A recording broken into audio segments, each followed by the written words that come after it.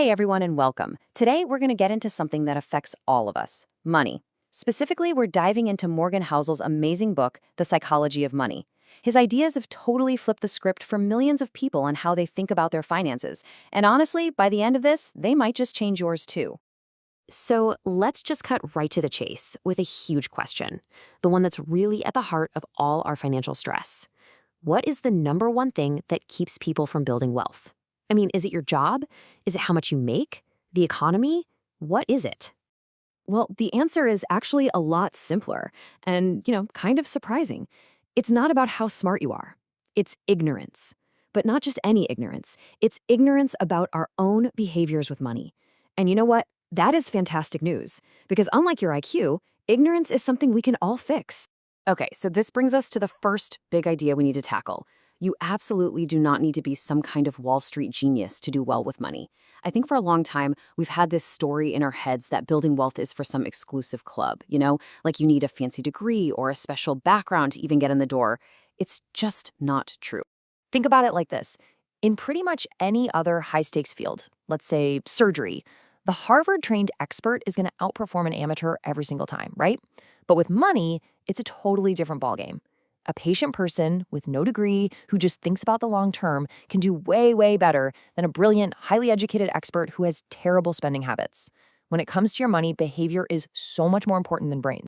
So, what are these super important behaviors? Well, Housel calls it the kindergarten list, and for good reason. It's not rocket science.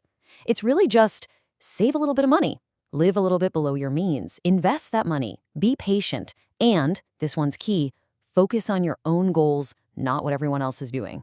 These are things we could understand as 5-year-olds, but man, they're tough to practice as adults. But that raises the question, right? If it's all so simple, why do so many of us struggle with it? Well, that leads us straight into the psychological traps of modern life, and specifically why it feels almost impossible to control our spending sometimes. Houtzel gives us this brilliant, simple formula. Happiness equals reality minus expectations. Just let that sink in for a second. Being miserable doesn't usually come from having a bad reality. It comes from the massive gap between the life you have and the life you think you're supposed to have. And this is where things get really hard today. It used to be that you just compare yourself to your neighbors, maybe a few coworkers. But now we have these crazy sophisticated algorithms on Instagram and TikTok that make sure no matter how good you have it, you are always, always seeing someone who looks richer, happier, and more successful. Our expectations are just on an endless upward spiral. Housel tells this perfect story to drive this point home. When he was younger, he worked as a valet at a super fancy hotel in LA. And whenever a guest would pull up in, say, a Ferrari, he was impressed.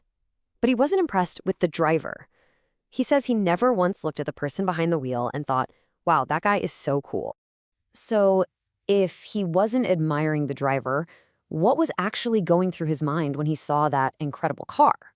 And here is the paradox. He was picturing himself driving the car and imagining how other people would think that he was cool. This is such a critical insight. We buy impressive stuff because we think it'll make other people admire us. But it doesn't really work that way. They're too busy using our stuff as a backdrop for their own daydreams about being admired. Nobody is thinking about you as much as you are. Once you really truly get that, the whole goal of money just shifts. It's not about impressing other people anymore. It becomes about understanding this crucial, crucial distinction between being rich and being wealthy. All right, let's get really clear on this because it matters. Being rich is about your current income. It's loud, it's visible, it's the fancy car, the expensive watch. But wealth is quiet. It's hidden. It is the money you didn't spend. It's the investments in your portfolio that are quietly growing, giving you flexibility, options, and real freedom. So the real goal, the ultimate prize that money can buy, isn't a bigger house or a faster car. It's independence. It's the ability to wake up in the morning and say to yourself, I can do whatever I want today. That feeling, that is the pinnacle of wealth.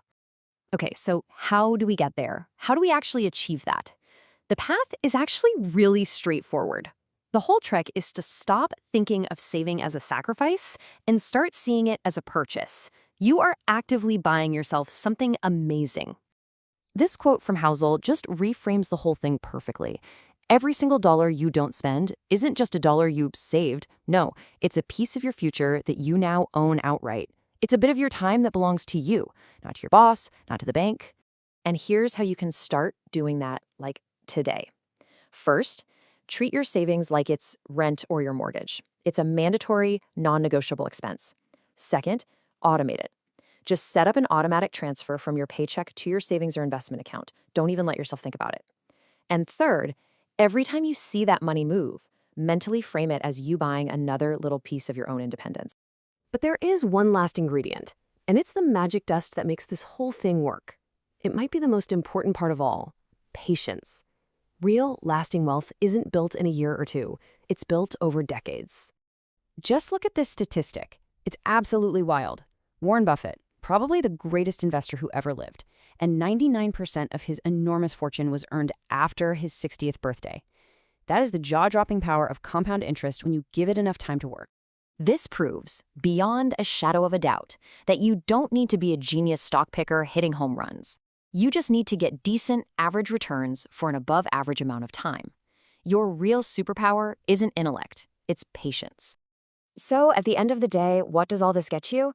It gets you what the author Nassim Taleb calls the true measure of success, having so much control over your schedule that you have time to kill. That's the real status symbol, not a luxury car.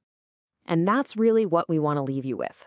For just a minute, forget about the cars, the houses, what other people might think.